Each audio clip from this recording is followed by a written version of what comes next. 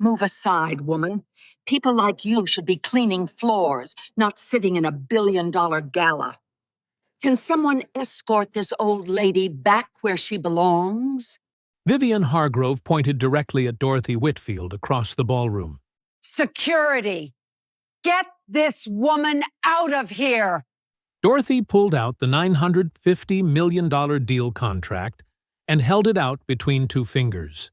In that case, it seems our partnership won't be moving forward. The moment Dorothy uttered those words, Vivian's downfall became inevitable.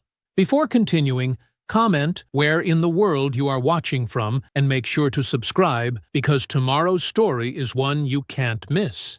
The ballroom smelled like money, not the clean, honest kind.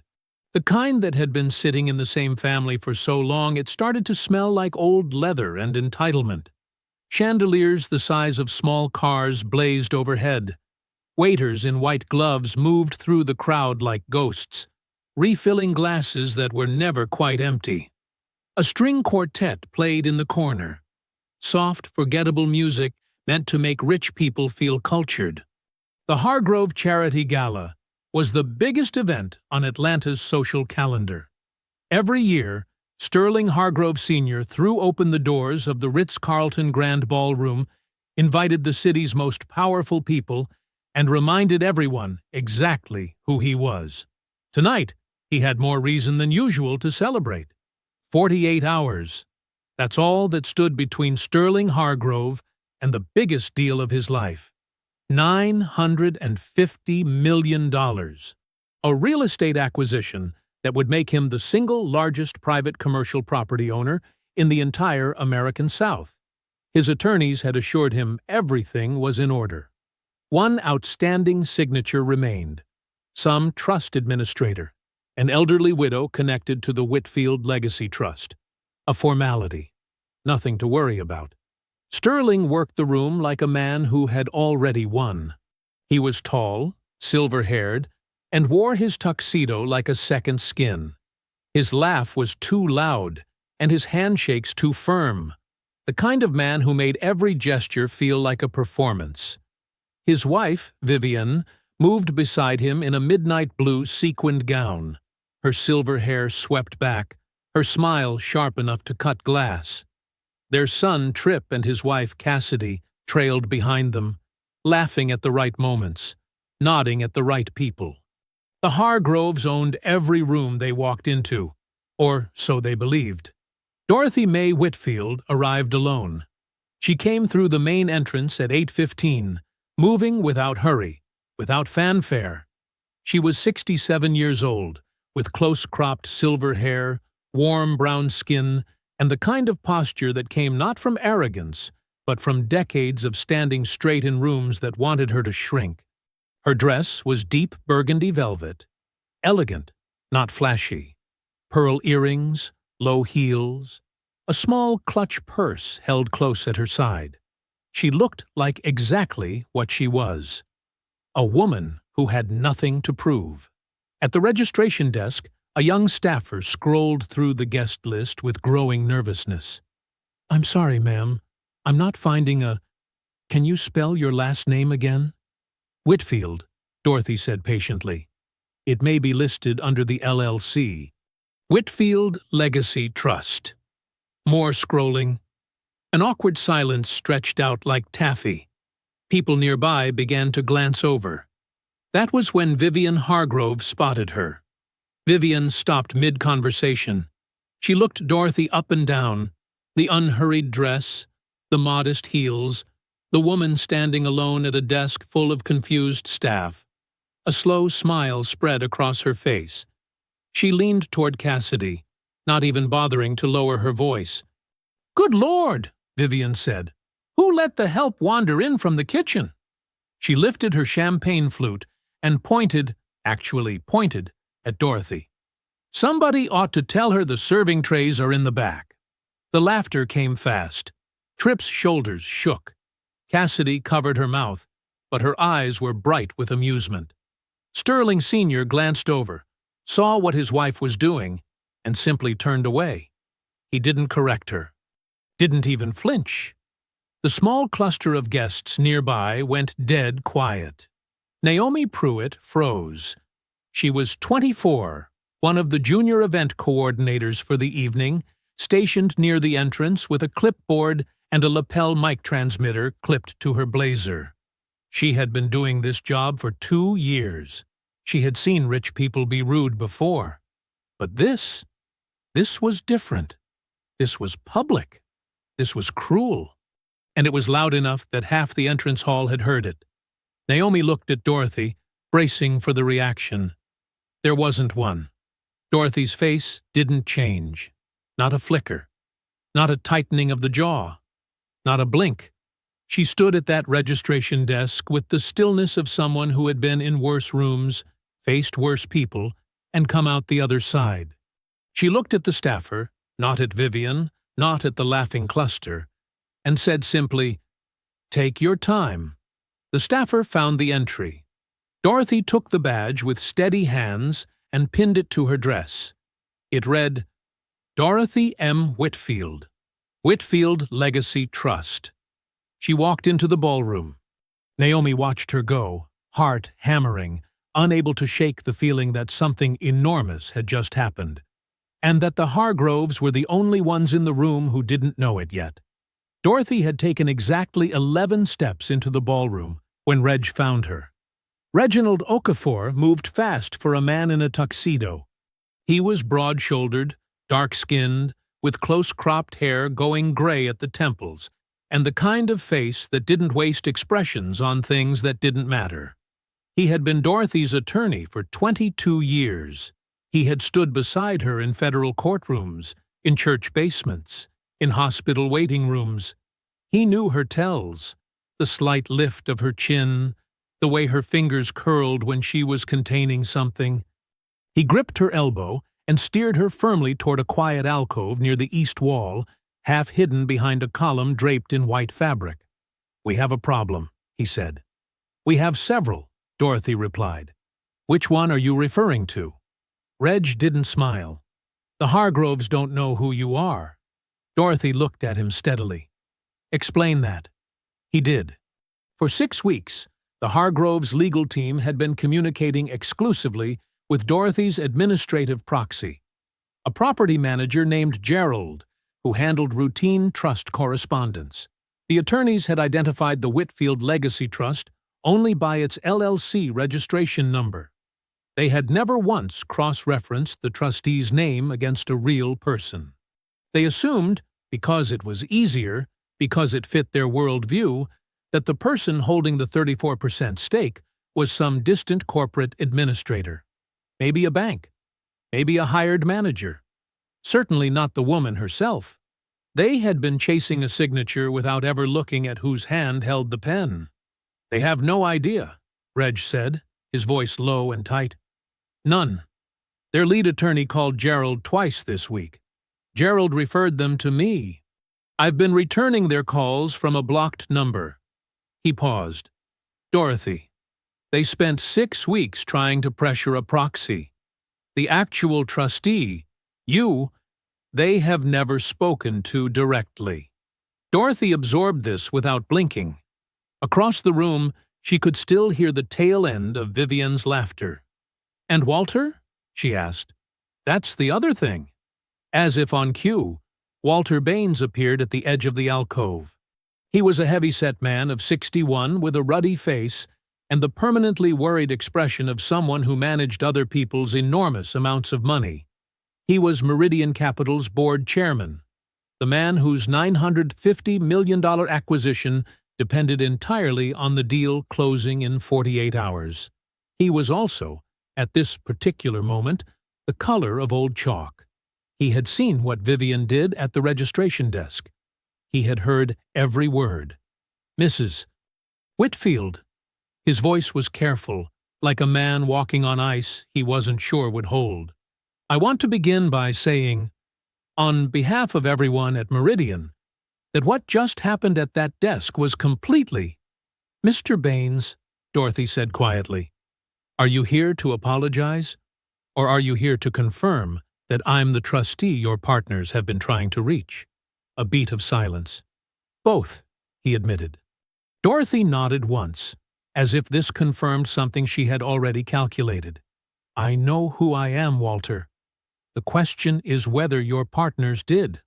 Baines opened his mouth, closed it. The answer was written all over his face. They didn't. They truly, genuinely did not know.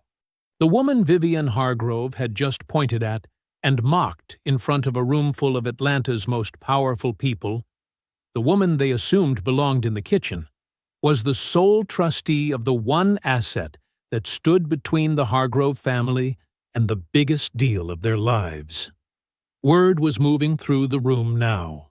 Quietly, the way important information always moved in rooms like this, a whisper to an attorney, a murmur between board members, a glance exchanged across champagne glasses.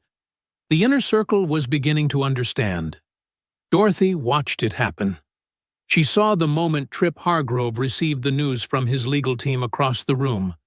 She watched the color leave his face. She watched him turn to look at her. Really look at her. For the first time all evening. She didn't look away. She held his gaze with the same calm, unhurried stillness she had shown at the registration desk. No anger, no satisfaction, just clarity. The look of a woman who had known exactly what she was walking into when she pinned on that badge and stepped through those doors. Trip's jaw tightened. He turned away first. That's what I thought, Dorothy said softly, to no one in particular, to everyone who deserved to hear it. Reg stood beside her, watching the room recalibrate in real time.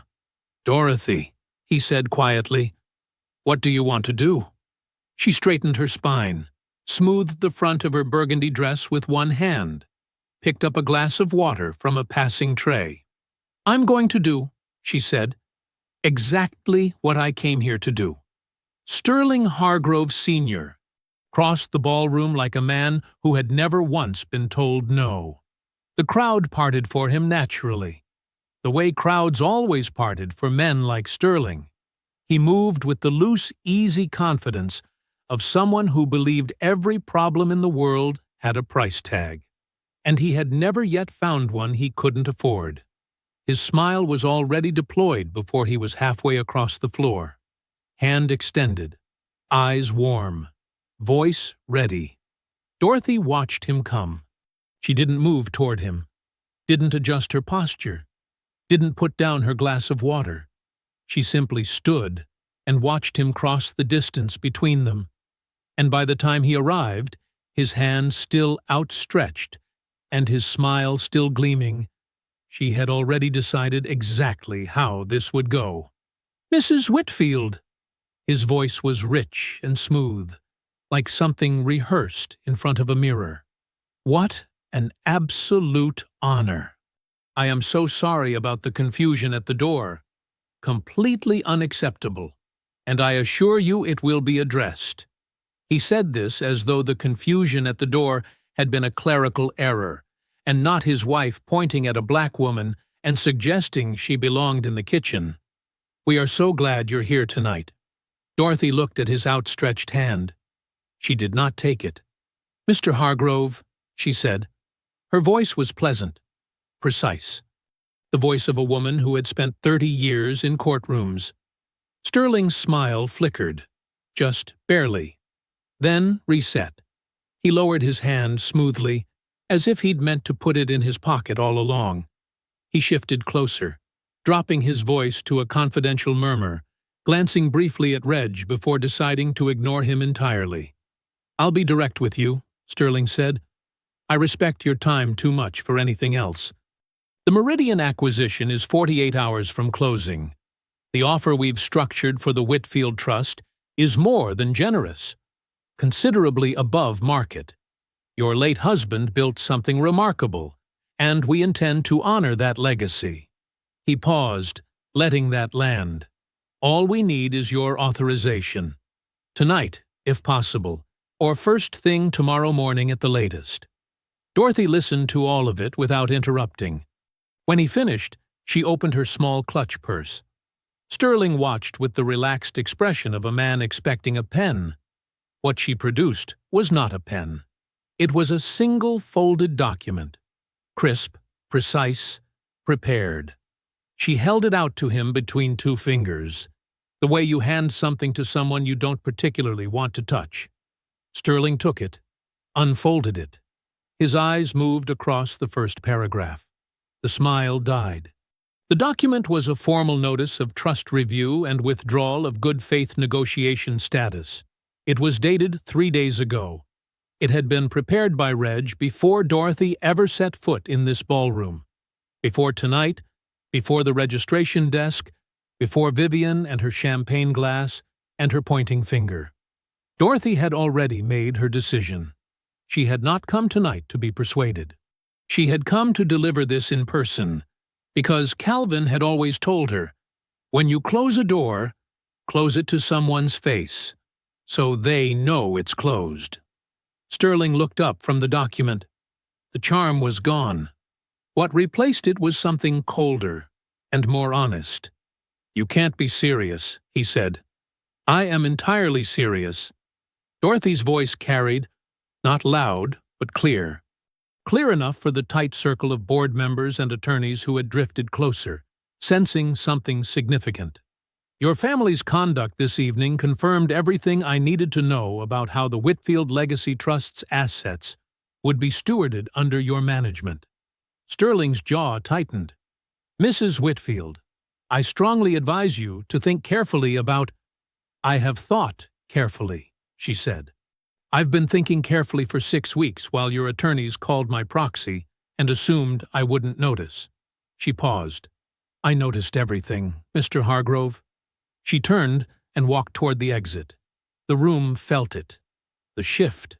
The sudden stillness that spreads through a crowd when something irreversible has just happened and everyone present knows it. Reg fell into step beside her without a word. Behind them, Walter Baines's phone rang. He answered it, listened for 4 seconds, and closed his eyes. Without the Whitfield Trust's 34% stake, the Meridian Board could not proceed. The deal structure required full acquisition. There was no workaround. There was no contingency. $950 million. Gone. The sound came from somewhere behind Dorothy. Sharp, sudden, unmistakable. She didn't turn around. She didn't need to. Vivian Hargrove's champagne glass had slipped from her fingers and shattered on the marble floor. Dorothy pushed open the grand exit doors and walked out into the Atlanta night without looking back. The night air hit Dorothy like a relief. After 3 hours in that ballroom, the heat of it, the noise of it, the weight of all those watching eyes, the cool Atlanta evening felt like setting down something heavy.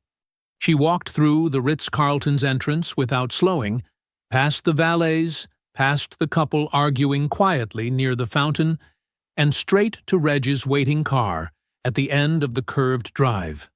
Reg held the passenger door open. She got in without a word.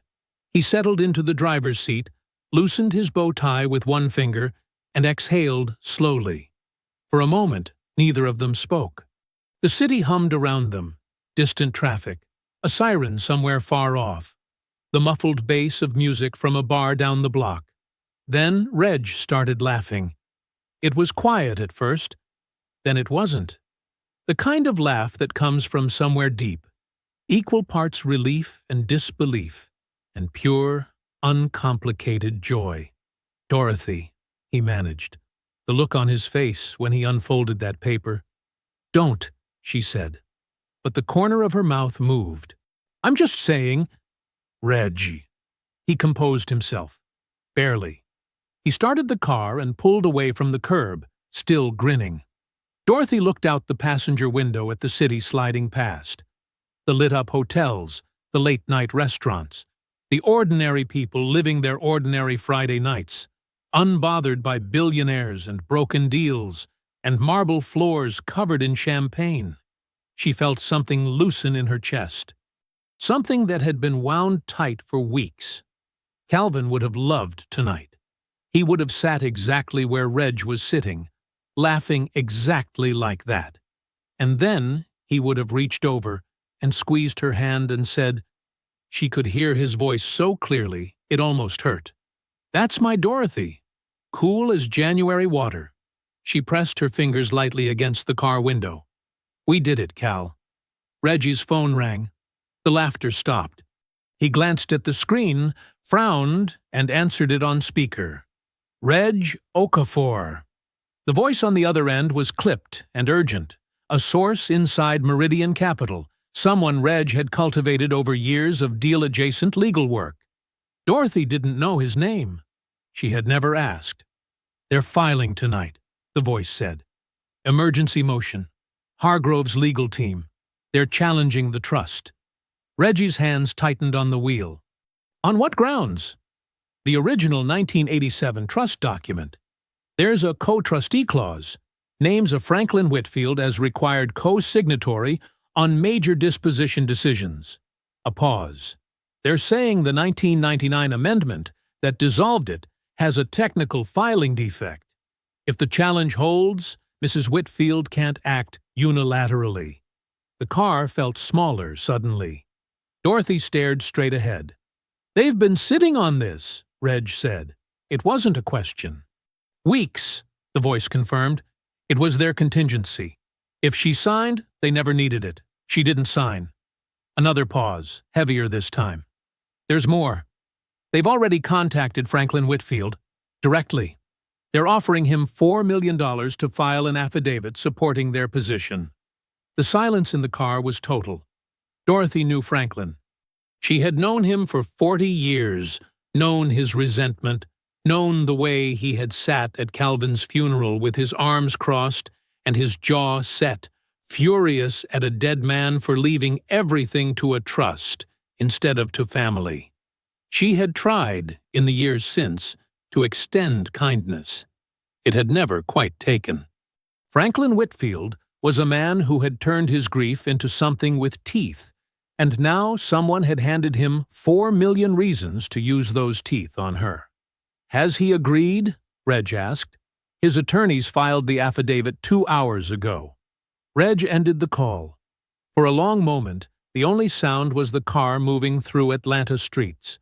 A red light caught them at the corner of Peachtree and Pine. Dorothy watched a young woman cross in front of the headlights, laughing at something on her phone, completely untouched by any of this. "They turned it into a weapon," Dorothy said quietly. "Yes. The deal isn't dead. They're using the legal challenge to try and force my hand." "Yes," Reg said again. His voice was careful now. All the laughter from 5 minutes ago was completely gone. "If a court finds the co-trustee clause was never properly dissolved, they could seek an injunction freezing the trust's assets. And if they get Franklin positioned as co-trustee, they get their deal," Dorothy finished. "Through him." The light turned green. Dorothy looked out the window at the city her husband had loved and built, and refused to abandon even when it was hard. "Take me home, Reg," she said quietly. "We have work to do." Calvin had built the brownstone with his own hands. Not entirely. He'd had help, friends from the congregation, men who showed up on Saturdays with tool belts and covered dish suppers their wives sent along.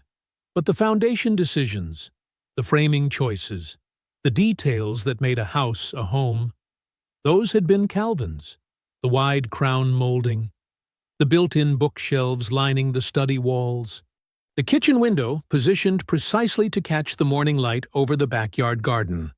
Dorothy had lived here for 38 years. She knew every creak in every floorboard. By 6 in the morning, the dining room table was buried under paper. Reg had arrived at dawn with 2 trust law specialists, a sharp-eyed woman named Patricia Huang and a quiet, methodical man named Bernard Cole, both carrying laptops and the particular focused energy of people who understood they were behind. 4 bankers' boxes of trust documentation sat stacked against the wall. 2 laptops glowed open. 3 empty coffee cups had already accumulated near the window. Dorothy sat at the head of the table in a pressed blouse and reading glasses, looking like exactly what she was. A woman who had been awake since before anyone else arrived and had already read more than any of them. Patricia spread the documents across the table and didn't waste time. "The co-trustee clause is real," she said. "It's in the original 1987 document, Section 4, subsection C. Calvin named his brother Franklin as required co-signatory on any major disposition decision, defined as any transaction exceeding $250,000. She tapped the page. The 1999 amendment was clearly intended to dissolve it. Calvin's intent is not in question, but the amendment was filed with a technical defect. The notarization references the wrong county recorder's office. Under strict reading of Georgia trust law, that defect is arguable." "How arguable?" Dorothy asked. "Arguable enough to litigate," Bernard said. "Not a slam dunk for the Hargroves, but enough to get in front of a judge." Reg leaned forward. "And if they get in front of a sympathetic judge and succeed? Then the court issues a temporary injunction freezing the trust's assets, while the co-trustee question resolves. That process takes months. 6, maybe 8. Patricia paused. During that window, the court could appoint a receiver to manage trust operations. The word sat on the table like something no one wanted to touch. A receiver. A court-appointed outsider handed the keys to everything Calvin built. Someone with no loyalty to Dorothy, no understanding of what the trust represented, no reason to refuse a $950 million offer from a well-resourced family with excellent attorneys and a very persuasive checkbook. "And Franklin," Dorothy said. "Walk me through what he actually filed." Bernard pulled the affidavit. "He's affirming the Hargroves' position, stating that to his knowledge the co-trustee clause was never properly dissolved, and that he believes he retains legal standing as co-signatory." He set the paper down carefully. "He's not lying, exactly. He genuinely may not know about the amendment, or he's choosing not to know." Dorothy removed her reading glasses and set them on the table. She had known Franklin Whitfield since she was 26 years old. She had watched him stand at the back of the church at their wedding, with his arms folded, like a man attending something he'd been dragged to. She had watched him and Calvin argue at Thanksgiving tables and reconcile at Easter dinners and argue again. She had watched him sit at Calvin's funeral with dry eyes and a clenched jaw. And she had understood, even then, even in her own grief, that Franklin's anger was really just love with nowhere to go.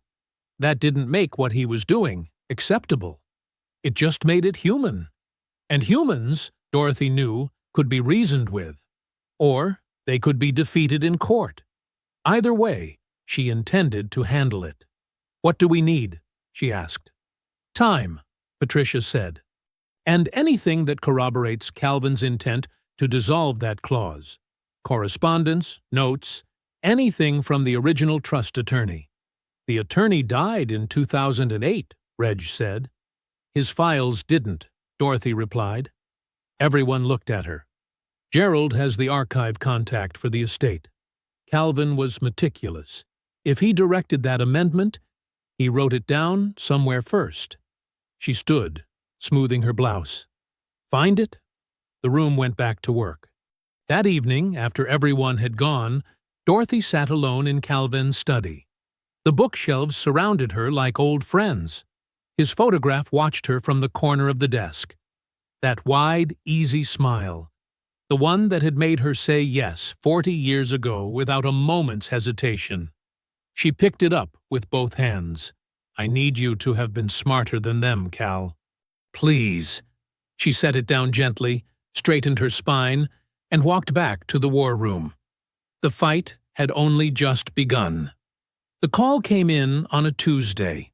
Reg was at the dining room table, buried in trust law precedents, when his assistant forwarded the message through the firm's public line. A young woman named Naomi Pruitt was asking to speak with someone on Dorothy's legal team. She said it was about the gala. She said it was important. Reg called her back within the hour. He listened for 4 minutes without interrupting. Then he said, "Don't talk to anyone else. Don't send anything to anyone else. I'll meet you this afternoon." He hung up and looked at Dorothy across the table.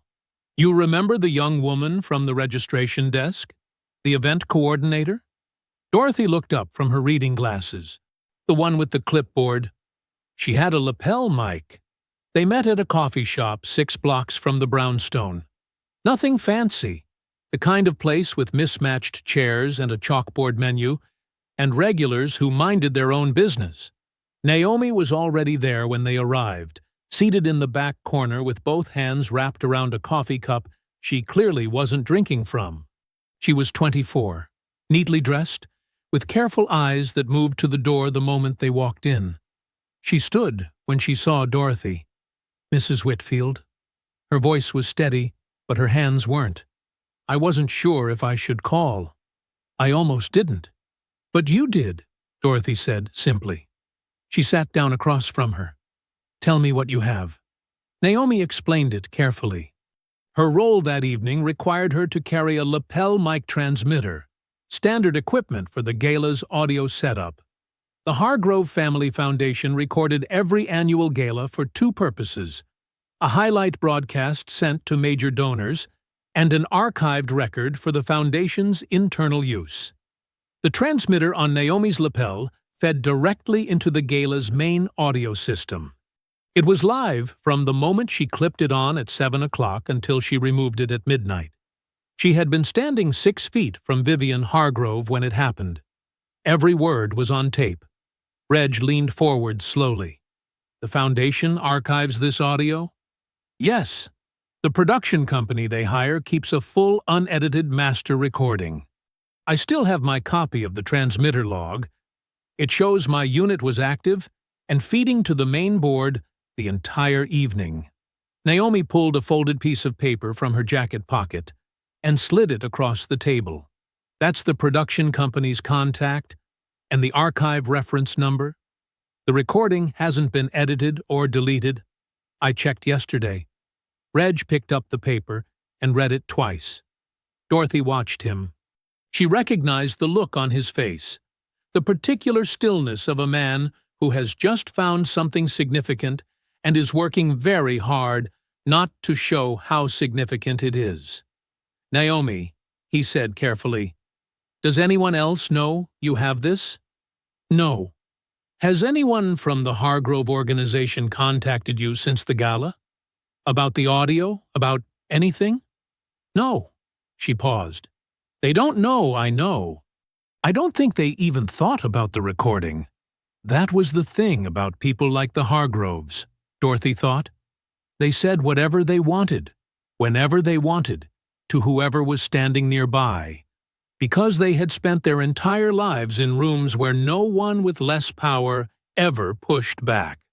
It never occurred to them to be careful. Why would it? Nothing had ever cost them anything before." Back at the brownstone that afternoon, Reg contacted the production company directly and initiated the formal authentication process for the archive recording.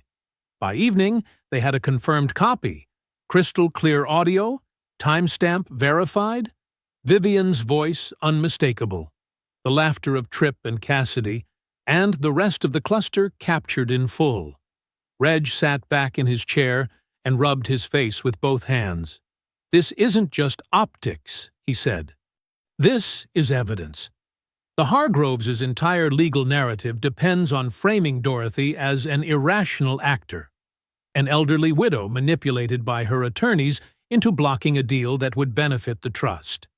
This recording destroys that narrative. It establishes that on the same evening they were seeking her signature, their family publicly humiliated her based on her race and her age. He looked at Dorothy. "That goes to intent.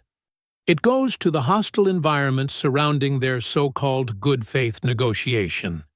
It supports a discrimination claim that could reframe this entire legal battle." Dorothy had listened to the recording once, sitting very still, hands folded in her lap, eyes closed. When it ended, she sat quietly for a moment. Then she opened her eyes. "File it," she said. Reg nodded and reached for his phone. Dorothy turned to Naomi, who was standing near the doorway, uncertain whether she still belonged in the room. "You didn't have to do this," Dorothy said. Naomi looked at her. "Yes, I did," she said simply. "Somebody had to." The story broke on a Wednesday morning. Dorothy's phone started ringing before 7. She was already up. She had not slept past 5:30 in 20 years, standing at the kitchen window with her first cup of coffee, watching the garden in the early gray light. The first call was from Reg. The second was from a number she didn't recognize. She let that one go to voicemail. By 7:30, she had listened to the voicemail and understood exactly what the Hargroves had done. The story had been placed in 3 financial publications simultaneously, the kind of coordinated leak that required a public relations firm and a deliberate strategy. The framing was careful and cruel in equal measure. An elderly widow, possibly under undue influence from her personal attorney, is blocking a landmark acquisition that legal experts say would deliver significant financial benefit to trust stakeholders. One publication used the phrase, "Sources close to the negotiations suggest Mrs. Whitfield may not fully understand the complexity of the transaction." May not fully understand. Dorothy set her coffee cup down on the counter with a precise, controlled movement. She understood perfectly. By 9 o'clock, the story had national pickup. A financial cable network ran a 3-minute segment. The chyron at the bottom of the screen read, "Billion-dollar deal in jeopardy over disputed trust." They did not mention Vivian's comments at the gala. They did not mention 6 weeks of pressure through a proxy. They did not mention $4 million paid to Franklin Whitfield. They mentioned only an elderly widow and a blocked deal and unnamed sources expressing concern about undue influence. Dorothy's grandchildren called within the hour. Her granddaughter Maya, 26 and furious on her grandmother's behalf, called from Chicago barely holding herself together. "Grandma, they're making you sound like you don't know what you're doing. They're making it sound like Reg is taking advantage of you." "Maya," Dorothy's voice was calm, "I know exactly what they're doing." "Then what are we going to do about it?" "We are going to let them finish," Dorothy said. "And then we are going to answer." She hung up and called Reg. The reporter was waiting outside the courthouse at 11:15. Dorothy had gone with Reg to file a routine procedural document. 40 minutes, in and out. The reporter was young, aggressive, and had clearly been tipped off about their arrival time. He stepped directly into Dorothy's path with a microphone and a camera operator behind him. "Mrs. Whitfield, can you respond to reports that your attorney may be influencing your decision to block the Meridian acquisition against the interests of trust beneficiaries?" Dorothy stopped walking. Reg put a hand on her arm. "Dorothy!" She looked at the reporter with the same calm, steady expression she had worn at the registration desk 5 days ago. "No comment today," she said pleasantly, and walked around him. It was the right call. She knew it was the right call. But the camera caught her face, composed, unhurried, giving nothing away, and she knew that composure would be reframed as arrogance by afternoon. She was right. Trip Hargrove arrived at the brownstone at 2 o'clock without calling ahead. Dorothy answered the door herself.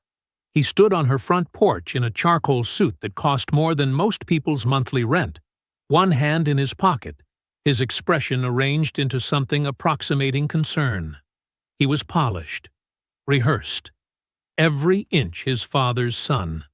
"Mrs. Whitfield, I apologize for coming unannounced. I was hoping we could talk. Just the two of us, no attorneys, no formalities." Dorothy looked at him for a moment. Then she stepped back from the door. "Come in." She led him to the front sitting room. Not the war room, not Calvin's study. The formal room, with the stiff furniture and the family photographs on the wall. The room that said, "You are not trusted here." Tripp sat, without being invited to, and looked around with the evaluating eyes of a man pricing real estate. "I'll be honest with you," he said. "I think you've been given bad advice. Reg Okafor is a fine attorney, but this situation has grown beyond a simple trust dispute. There are beneficiaries with real financial interests at stake. People who want this deal." He leaned forward slightly. "I think you're a smart woman who deserves to understand what prolonged litigation actually looks like. Years, Mrs. Whitfield. Years of legal costs, frozen assets, public scrutiny." He let that sit. "Or we resolve this cleanly, this week, and everyone walks away whole." It was smooth. It was threatening. It was dressed up in the language of concern without a single genuine word in it. Dorothy stood. "Can I get you some coffee, Mr. Hargrove?" Tripp blinked. No, thank you. Then let me show you out." She walked him to the door without raising her voice. The moment it closed behind him, she picked up the phone. "Cecilia," she said when her oldest friend answered. "It's time." The discovery happened at 11:47 at night. Dorothy knew the exact time because she had checked the clock on the study wall 30 seconds before Bernard called out from the dining room, his voice carrying a controlled urgency that made everyone still look up from what they were doing. "Reg, come look at this." It had been a long 3 days since Tripp's visit. The war room had not emptied. Patricia and Bernard had essentially moved in. Their jackets hung over the dining room chairs, their takeout containers stacking up in the kitchen trash, their laptops running searches through Georgia trust law archives at hours when sensible people were asleep. Reg had been working 18-hour days. Dorothy had matched him hour for hour without complaint. They were chasing one specific thing: any documentation from Calvin's original trust attorney, a meticulous, old-school lawyer named Harold Greer, who had retired in 2004 and died 4 years later. That corroborated Calvin's intent to dissolve the co-trustee clause before the 1999 amendment was filed. Harold Greer's physical files had passed to his estate and then to a document storage company in Decatur. Getting access had required 3 phone calls, 2 signed release forms, and a courier fee that Reg paid without blinking. The boxes had arrived that afternoon, 6 of them, packed with the accumulated paperwork of a 40-year legal practice. They had been working through them for 7 hours. Bernard had found it in box 4. It was a single page, cream-colored stationery with Calvin's handwriting, that distinctive, deliberate script that Dorothy would have recognized anywhere. Each letter formed with the careful precision of a man who believed that how you wrote something said something about how seriously you meant it. Dated March 3, 1999, 2 weeks before the amendment was filed. "Dear Harold, I am writing to formally direct you to dissolve the co-trustee clause in Section 4, subsection C of the Whitfield Legacy Trust document dated 1987. My brother Franklin is no longer in a position to serve in this capacity, and it is my clear and considered intention that Dorothy May Whitfield shall serve as sole trustee with full authority over all trust decisions without requirement of co-signature. Please file the appropriate amendment at your earliest convenience and confirm completion in writing. The trust is Dorothy's. It has always been Dorothy's. Please make the paperwork reflect what has always been true. In faith, Calvin J. Whitfield." The letter was notarized, witnessed by 2 signatures Dorothy recognized, deacons from Calvin's church, both still living. Reg read it standing up, one hand flat on the dining room table. He read it twice. Then he straightened slowly and looked at Dorothy. She was standing in the doorway of the dining room in her robe, reading glasses pushed up on her forehead. She had come downstairs when she heard Bernard's voice. Reg held the letter out to her without speaking. She took it, read it once. The room was completely quiet. The trust is Dorothy's. It has always been Dorothy's. She had to take her glasses off, just for a moment. Just long enough to press 2 fingers to the bridge of her nose and breathe. Calvin had written those words 26 years ago, in his careful, deliberate hand, to a lawyer who kept meticulous records, and those records had sat in a storage box in Decatur, waiting patiently for exactly this moment. As if he had known. As if, and Dorothy was not a superstitious woman, but she felt this in her chest like a hand pressed warm against her sternum. As if he had prepared for this fight long before either of them could have imagined it was coming. He always was thorough. Judge Drummond's voice from 3 nights ago. Dorothy heard it clearly. "This is dispositive," Patricia said from across the table, her voice carefully professional but with an unmistakable current of excitement running beneath it. "The technical defect in the amendment becomes nearly irrelevant in the face of this letter. No judge weighing Calvin Whitfield's unambiguous, witnessed, notarized written instruction to his attorney is going to rule that a county recorder notation error overrides documented intent. This changes everything." "It doesn't just change the hearing," Reg said. "It changes their entire position. The foundation of the Hargroves' legal challenge is that the co-trustee clause was never properly dissolved. This letter proves Calvin dissolved it in his own words before the paperwork was ever filed. Bernard was already photographing the document for the digital archive." Reg looked up. "We file this first thing tomorrow." Dorothy nodded. She folded the letter carefully, the way you handle something irreplaceable, and held it against her chest for just a moment before setting it on the table. Reg opened the cabinet above the kitchen counter and produced a bottle of good bourbon that had been waiting there since the first day of the war room. He poured 4 glasses without asking. He handed Dorothy hers and raised his own. "Calvin," he said simply. Dorothy touched her glass to his. "Calvin," she said softly. The courthouse was quiet at 8 in the morning. That particular kind of quiet that only exists in public buildings before the day fully starts. Echoing footsteps, distant printers, the smell of old carpet, and recycled air. Dorothy walked through the main corridor beside Reg with the measured pace of someone who had spent 30 years inside buildings exactly like this one. She knew how to move through a courthouse. She knew how to breathe in one. Patricia and Bernard were already at the courtroom doors when they arrived. Judge Drummond had come too, not in any official capacity, simply as a 67-year-old woman who had watched her closest friend fight too hard and too long to miss the moment it mattered. She stood near the window at the end of the corridor in a charcoal blazer, and when Dorothy approached, she simply took her hand and held it for 3 seconds without saying a word. That was enough. The hearing began at 9 o'clock sharp. The presiding judge was the Honorable Marcus Webb, 62, silver-haired, with the unhurried deliberateness of a man who had heard every legal argument at least twice and was no longer impressed by volume or confidence. He had a reputation for patience and a shorter one for tolerating nonsense. Reg argued first. He laid it out methodically.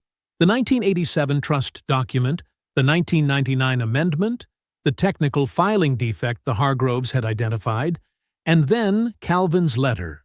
He presented the original document, the notarization, the 2 witness signatures, both deacons still living and available to testify, and read the critical line directly into the record. The trust is Dorothy's. It has always been Dorothy's. He let it sit in the courtroom air for a full 3 seconds before moving on. Then he presented the authenticated gala recording. He didn't editorialize. He simply informed the court that on the evening the Hargrove family was seeking Dorothy's signature on a major financial transaction, their family publicly subjected her to racially and age-based humiliating remarks in front of witnesses. and that this recording had been submitted as part of a formal discrimination complaint filed with the DOJ Civil Rights Division. He noted this went directly to the question of whether the Hargroves' negotiation had ever been conducted in good faith.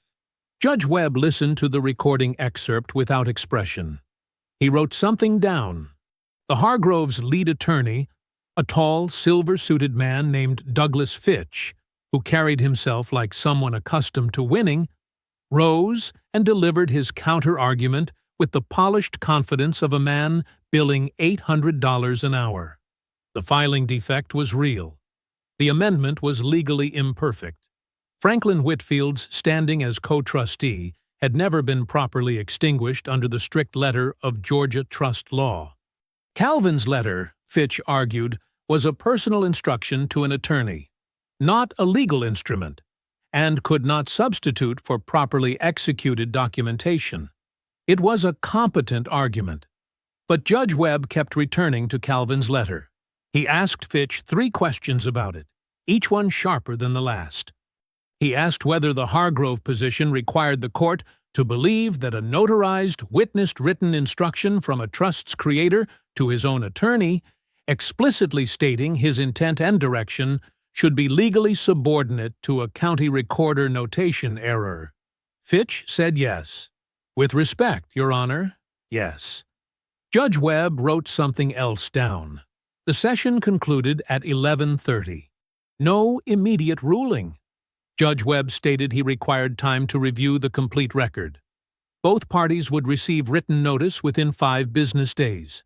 In the corridor afterward, Fitch gathered his files without making eye contact with anyone on Dorothy's team. That told Reg everything he needed to know. By evening, the war room felt different. Dorothy's granddaughter Maya had driven down from Atlanta's north side with 2 bunches of flowers from the farmer's market. Sunflowers, because she remembered they were Calvin's favorite. She put them in the big mason jar on the kitchen counter and stood on her toes to hug Dorothy for a long time, without saying anything. Reg had opened another bottle. Judge Drummond sat in her usual armchair and declared, with the authority of someone who had presided over hundreds of hearings, that the judge's questions to Fitch were not the questions of a man who planned to rule against them. Dorothy sat in the garden as the last of the summer light faded over Calvin's roses. The evening was warm and still. Somewhere down the block, a neighbor was grilling, and the smell drifted over the fence and mixed with the roses and the cooling air. For the first time in 2 weeks, Dorothy Whitfield allowed herself to feel something close to peace.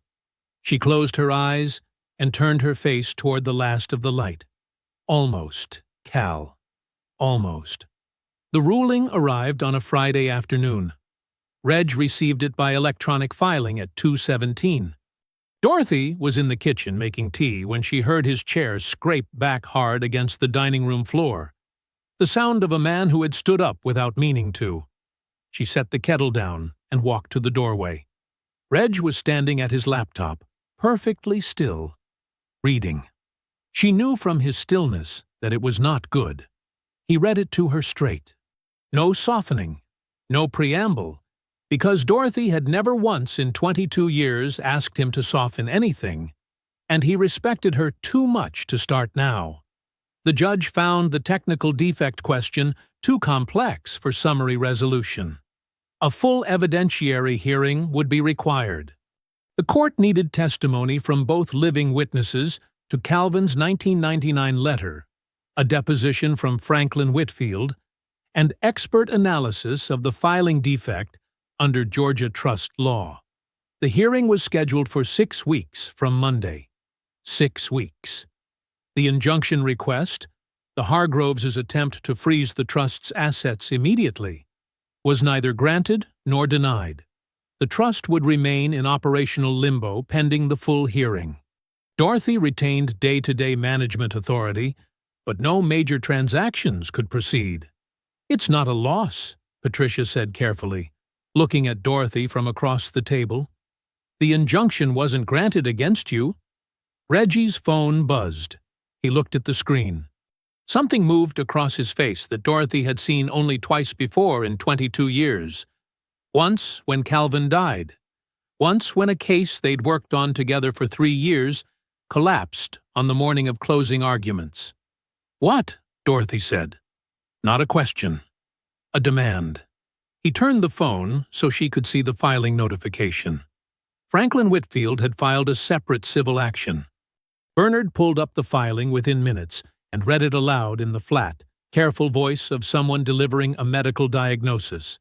Franklin's suit alleged that Dorothy had mismanaged the Whitfield Legacy Trust since Calvin's death, citing 3 specific property decisions she had made in the past 5 years as evidence of negligent stewardship. The suit requested the immediate appointment of a court-appointed receiver to administer all trust assets pending resolution of both the co-trustee dispute and the new mismanagement claims. The room went silent. Patricia was the first to speak. "The mismanagement claims are thin. The 3 decisions he's citing were all sound. We can defend every one of them with documentation." "The claims don't have to win," Reg said. His voice was flat. "They just have to be plausible enough for a judge to consider the receivership request. And right now, with the co-trustee question already in front of the court—" He stopped, pressed his fingers to his forehead. "A judge looking at 2 simultaneous disputes about the trust's validity and management might decide a neutral receiver is the tidiest solution while everything resolves. And the receiver," Dorothy said quietly, "would be court-appointed, outside your control, under pressure from the most well-resourced party in the room." Reg looked at her. "Dorothy, if they get a receiver appointed before the evidentiary hearing, they get their deal," she said. "Through the receiver. Without my signature." It was the same conclusion she had reached in the car 3 weeks ago, on the night it all started. But hearing it now, after Calvin's letter, after the hearing that had felt so promising, after Maya's sunflowers sitting in the mason jar on the kitchen counter, it landed differently. Reg laid it all out with the honesty she had always demanded from him. The receivership motion would be heard within 2 weeks. Their grounds for opposing it were strong, but not airtight. Franklin's mismanagement claims were thin, but not dismissible. The Hargroves' legal team was large, experienced, and financially inexhaustible. They could file motions faster than Dorothy's team could answer them. "We can fight it," Patricia said. "We will fight it." "I know," Dorothy said. She excused herself. She walked to the kitchen, stood at the sink, and looked out the window at Calvin's garden. The roses needed deadheading. She had been meaning to do it for 2 weeks, and hadn't found the time. Small things. The small things kept slipping away, while the big ones demanded everything. 60 seconds. She allowed herself exactly 60 seconds. The sound of the kettle beginning to whisper on the stove, the late afternoon light moving through the window, the weight of it pressing down on her shoulders like something physical. Then she turned off the kettle, straightened her back, walked to the doorway. "Leave me alone tonight," she said to the room. "All of you." She said it gently. They understood. One by one they gathered their things. Reg was the last to leave.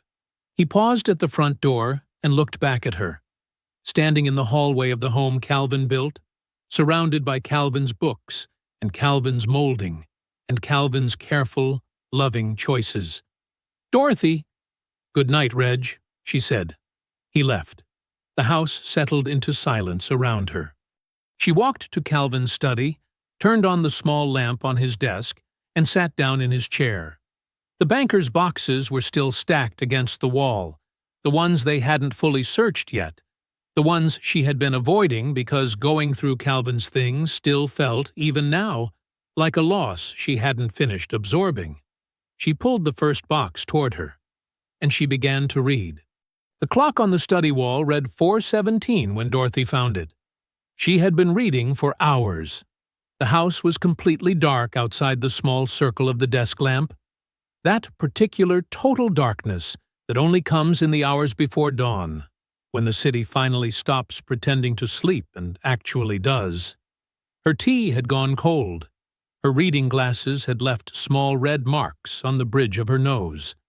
3 boxes sat emptied on the floor beside her, their contents sorted into careful piles across Calvin's desk. She almost missed it. The folder was plain manila, unmarked except for Calvin's handwriting on the tab. Small, precise letters that simply read, HUD, 1991. It had been tucked flat against the bottom of the 4th box, beneath a stack of old correspondence and a rolled-up set of property blueprints. She had pulled it out because she pulled everything out. Because Calvin had taught her by example for 40 years, that the most important document in any stack was almost always the one that looked the least important. She opened it. The file was thick. 40, maybe 50 pages of carefully organized documentation. Property records, handwritten notes, photographs of storefronts and residential lots, pages of typed testimony summaries, and federal correspondence stamped with the Hoodie Regional Office seal. Dorothy read the cover page twice. In the late 1980s, before the Reverend Calvin J.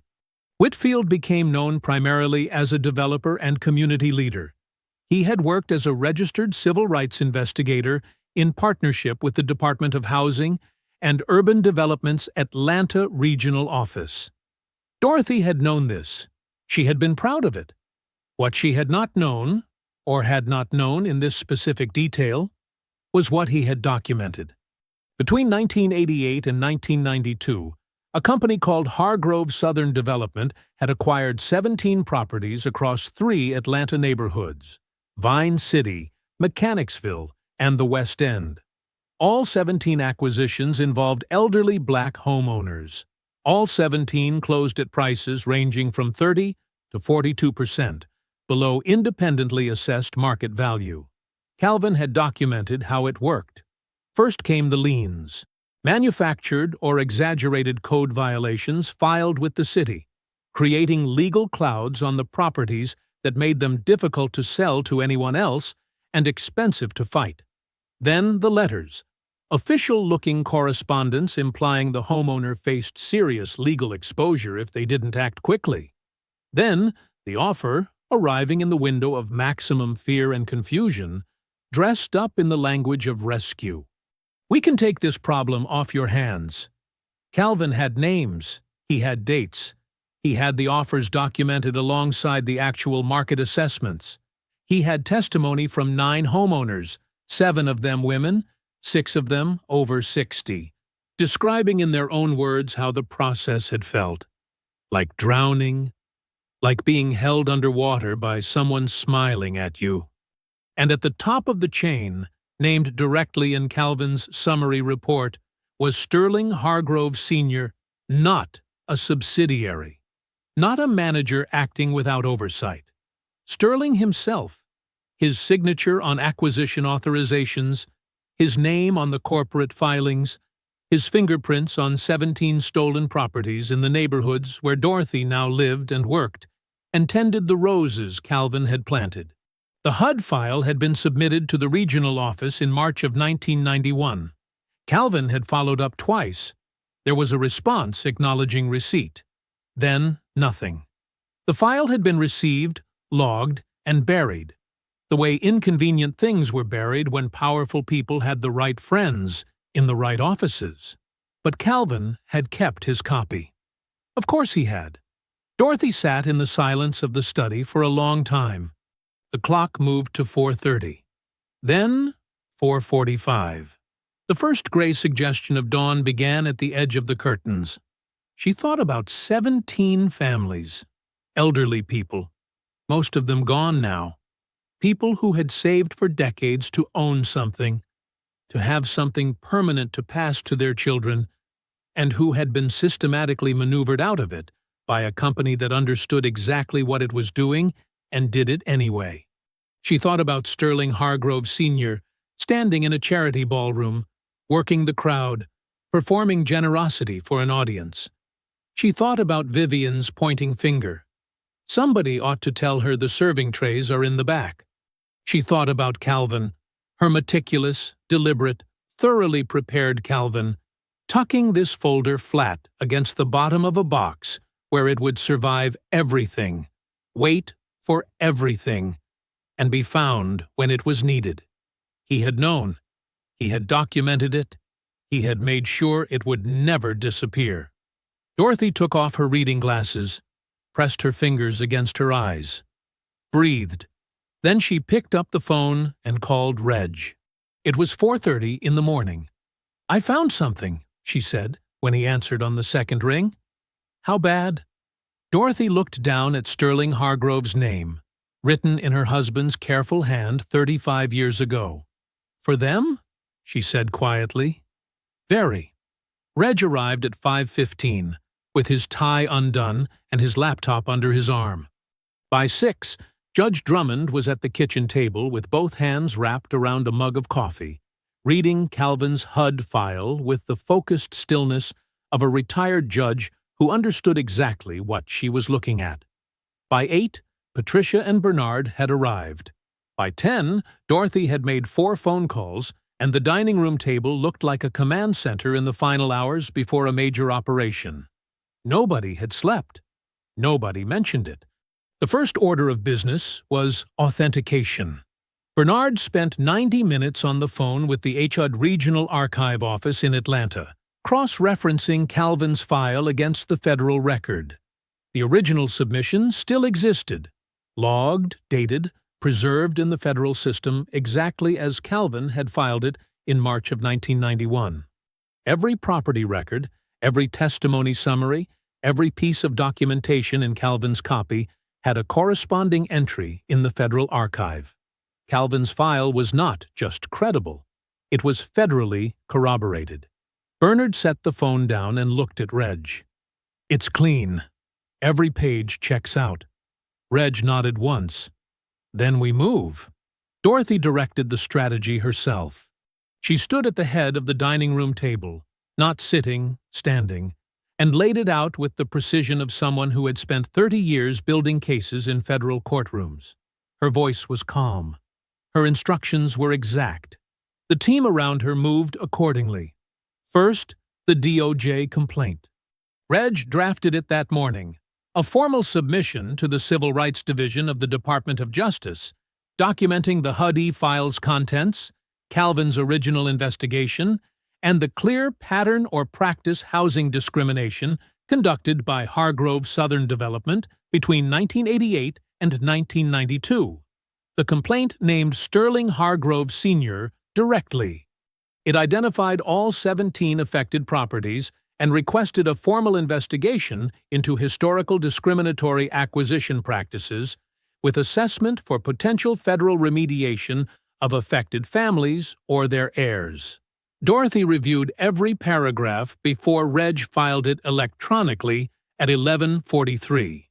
Second, the legal counteroffensive. Patricia filed the cross-claims in the civil action before noon.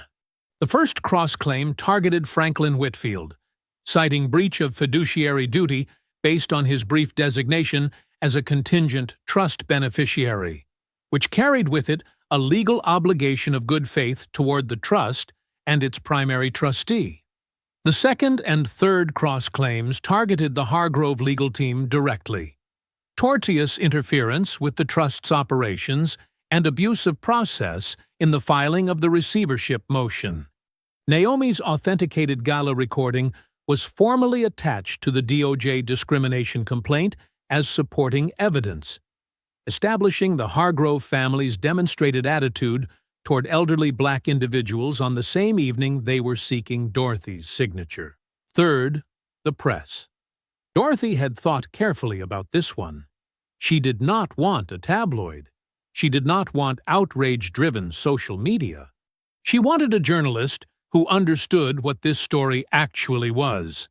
Not a dramatic gala moment, but a 35-year arc of exploitation, documentation, survival, and reckoning. She found him through Judge Drummond, who had crossed paths with him during a housing discrimination case 3 years earlier. His name was David Osei, a veteran investigative journalist at a major national newspaper with a decade of work on redlining and predatory real estate practices in American cities. He arrived at the brownstone at 2 in the afternoon, sat across from Dorothy at the kitchen table, and listened for 90 minutes without writing a single note. Then he opened his notebook. "Mrs. Whitfield," he said, "I've been covering stories like this for 10 years. I've never had one with documentation like this." "My husband was thorough," Dorothy said. By 4 in the afternoon, everything was filed, authenticated, and in motion. Reg stood back from the table and looked at what they had built in 12 hours. The DOJ complaint, the cross claims, the press briefing, the evidentiary package combining Calvin's HUD file, the notarized 1999 letter, and the authenticated gala recording into a single comprehensive record of who Sterling Hargrove Sr. was, what his family had done, and what it had cost real people across 3 decades. Judge Drummond stood in the kitchen doorway with her second coffee and surveyed the room with the quiet satisfaction of someone watching a very long game reach its final moves. Dorothy prepared her statement at the dining room table, writing it by hand first, the way she always had, in the same deliberate script Calvin had loved. She wrote it once, read it back, changed 2 words. Reg watched her and asked quietly whether she wanted him to deliver it instead. She looked up from the paper. "Calvin documented this for 35 years, she said. "I'm going to be the one who says it out loud." She set down her pen, straightened the page, and looked out the window at the garden. Tomorrow morning. The courthouse steps. She was ready. The Atlanta morning was clear and bright and sharp. The kind of October morning that felt like the city had been scrubbed clean overnight. Blue sky, cool air. The trees along the courthouse block beginning to turn at the edges. Dorothy stood in front of the mirror in her bedroom at 7:15 and dressed with the same deliberate care she had brought to every significant moment of her professional life. Dark navy suit, white blouse, pearl earrings, the small gold pin Calvin had given her on their 20th wedding anniversary, a tiny scales of justice, because he had known her that well. She looked at herself in the mirror for a long moment. Then she picked up her statement, folded it once, and put it in her jacket pocket. By 8:30, a modest crowd had gathered on the courthouse steps. It had grown by the time Dorothy arrived at 8:50. Press, attorneys, a cluster of onlookers who had seen the financial news coverage and understood that something consequential was happening. 3 television cameras, 2 radio recorders. David Osei standing to one side with his notebook, watching everything. Dorothy walked through the gathering without hurrying. Reg was on her left. Judge Drummond was on her right. Naomi stood slightly behind, back straight, chin up, the witness who had refused to look away, now present for what that refusal had helped build. Dorothy stepped up to the podium. She did not tap the microphone, did not shuffle papers, did not clear her throat. She simply placed her statement on the podium, looked out at the crowd with calm, steady eyes, and began. Her voice carried without effort. "My name is Dorothy May Whitfield. I am the sole trustee of the Whitfield Legacy Trust, established by my late husband, Reverend Calvin J. Whitfield, in 1987. I am here this morning to address 3 matters of public record." She paused. Let the quiet work.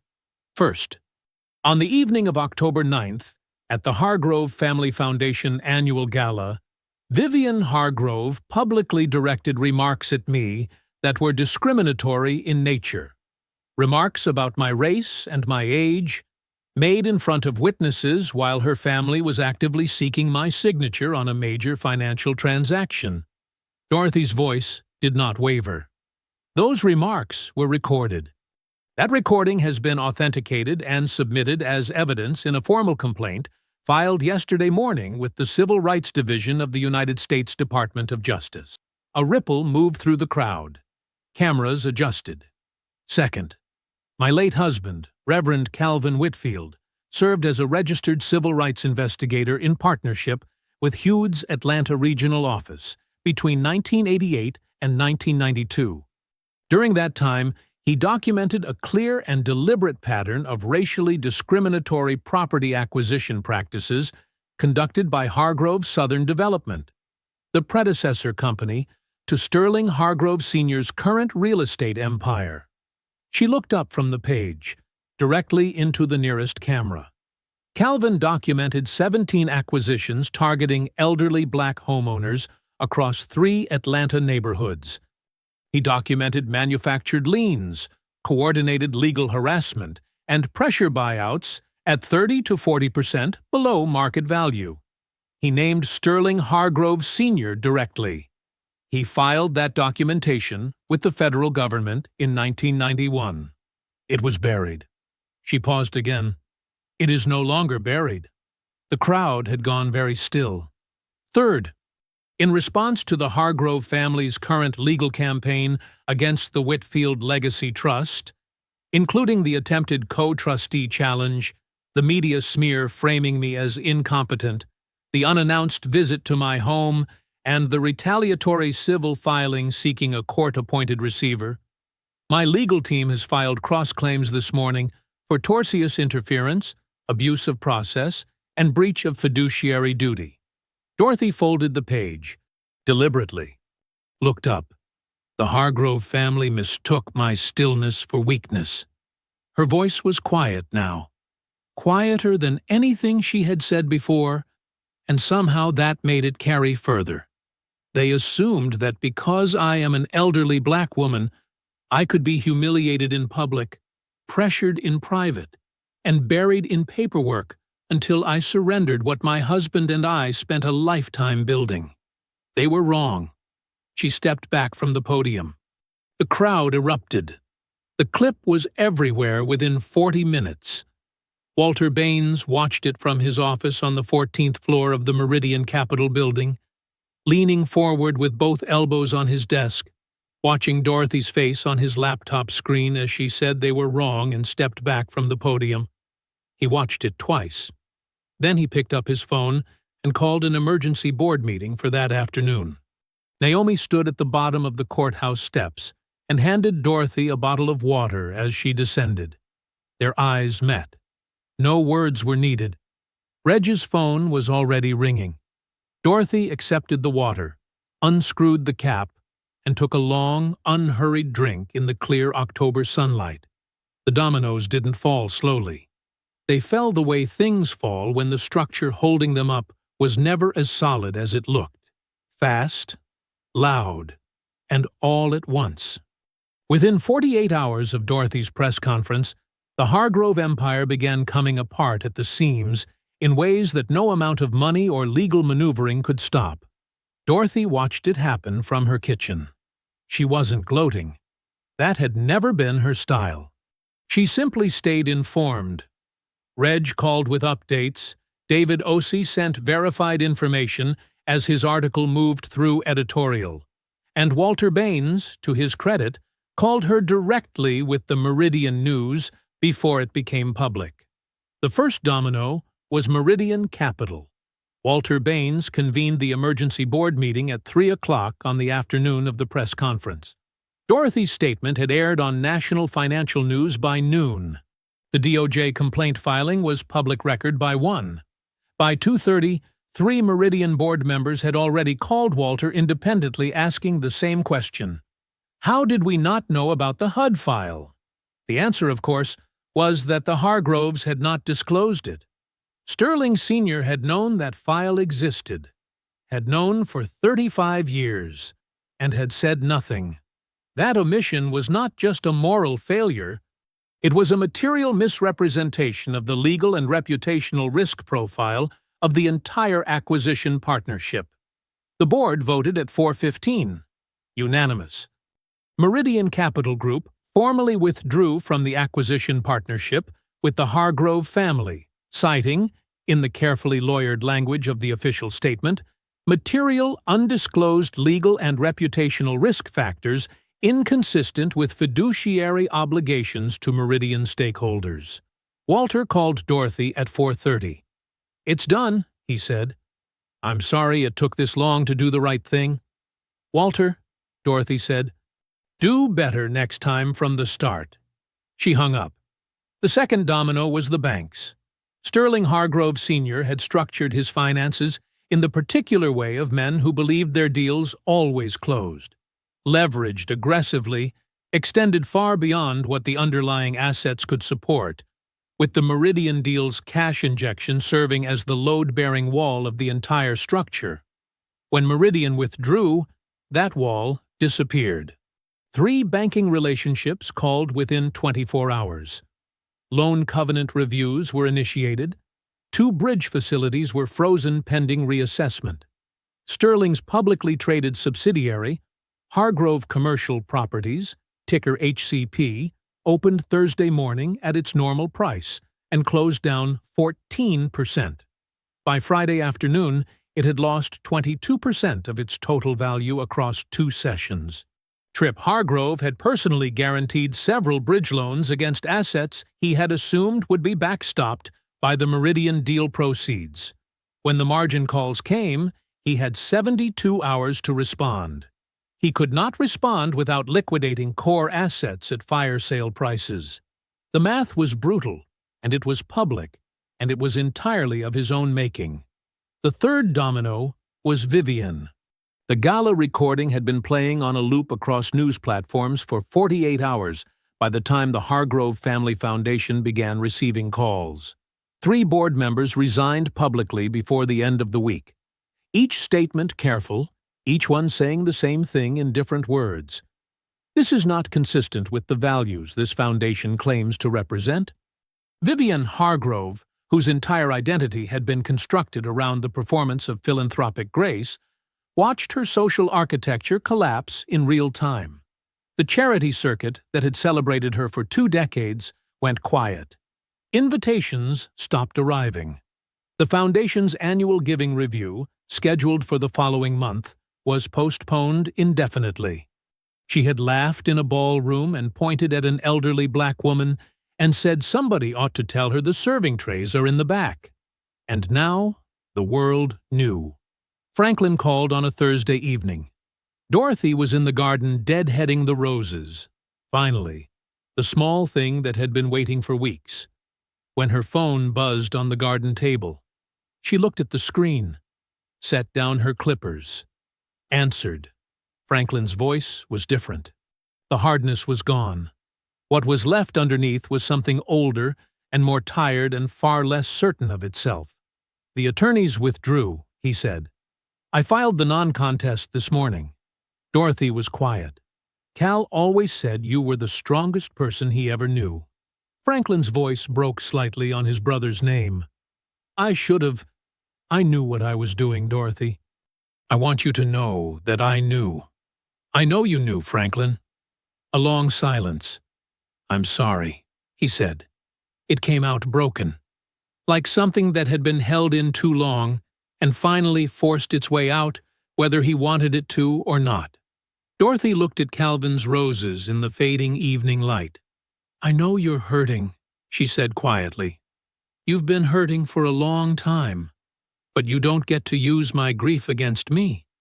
"Not ever again." She said it without anger. Simply. Finally. "Okay," Franklin said. "Just that. Okay." She ended the call and stood in the garden for a while longer.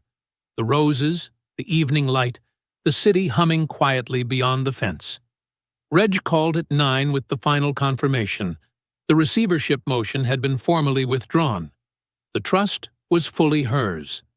Dorothy sat in Calvin's chair in the quiet study, in the home he built, surrounded by everything he left her. And she simply breathed. 6 weeks later, the roses were still blooming. That surprised Dorothy every time she looked at them. October roses weren't supposed to last this long.